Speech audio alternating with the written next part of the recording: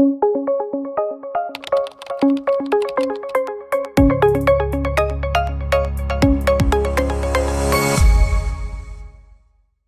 si tamo? Jesam, preselio sam u Požegu. Doćeš me snimiti malo? Da, obavezno. Da vidiš kako mi izgleda dan, gdje živim, gdje spavam, šta radim. Jel imaš struju? Pa struja se sad uvodi, sad je par kilometara do. A očekujem do 2024. da će doći struje i moj... Do dnevne sobe. Nije lako. Razumio. A zašto si preselio? Pa htio sam se maknuti od Zagreba dosta. Pričao si mi to bio u filmu, znaš, znači, da... ne od ljudi, ajde, sad meni ti fale ljudi. Neki sadržaj koji Zagreb nudi za konzumiranje je ono, šaroliko je to, ima toga. Lepeza je ono široka. Međutim, ti ne možeš stići to sve popratiti. Nema šanse. Ti da se vidiš s nekim, to ćeš trebati organizirati ono, ko da dolazi Putin.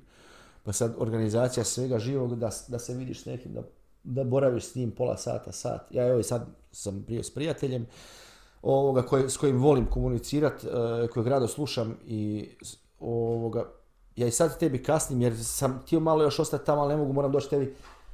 U Požegi ti to sve svedeno na dohvat ruke. Ja idem na svoj posao pješice. I to tak mi je gušt. Treba mi 20 minuta pješice od stana do posla.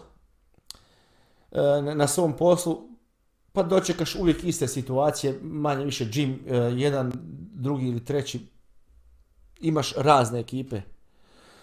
Imaš onih aktivnih, imaš onih koji bi došli pričati, imaš mladi koji su željni znanja, koji misle. Oni misle još uvijek da bi oni baš bi to, a za 5 dana će se prebaciti na igrice.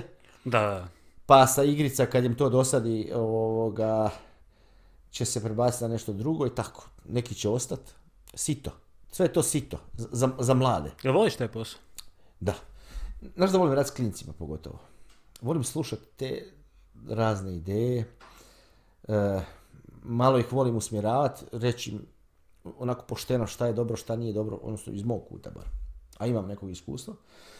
Ja misliš da to ljudi nedovoljno rade?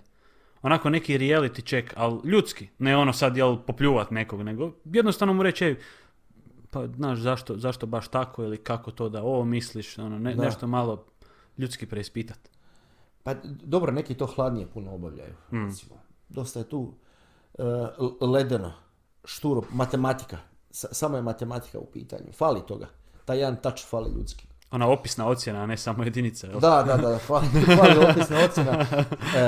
Vaš sin stvarno nije znao. On stvarno nema pojma.